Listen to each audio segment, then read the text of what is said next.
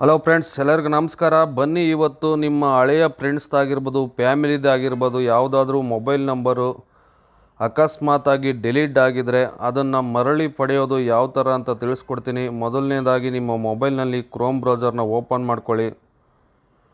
Open ಮಾಡ್ಕೊಂಡ ನಂತರ search ಬಾರಲ್ಲಿ www.facebook.com/mobile/messenger/contacts ಅಂತ ಸರ್ಚ್ ಮಾಡಿ.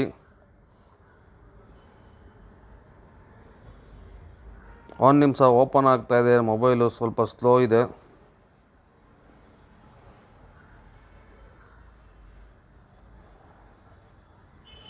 ಯಾವುದ್ರಲ್ಲಿ ಸಿಗಿಲ್ಲ ಅಂದರೂ ಇದರಲ್ಲಿ 100% ಮೊಬೈಲ್ ನಂಬರ್ ಸಿಕ್ಕೇ ಸಿಗುತ್ತೆ. ಈ ಥರ ಒಂದು ಪೇಜನ್ನು ಓಪನ್ ಆಗುತ್ತೆ. ಈ ಪೇಜ್ ಓಪನ್ ಆದಮೇಲೆ ಲಾಗಿನ್ ಟು ಫೇಸ್ಬುಕ್ ಅಂತ ನೀವು ಫೇಸ್ಬುಕ್ಗೆ ಲಾಗಿನ್ ಮಾಡ್ಕೊಳ್ಳಿ ಮತ್ತು ನಿಮ್ಮ ಪಾಸ್ವರ್ಡ್ ಹಾಕಿ.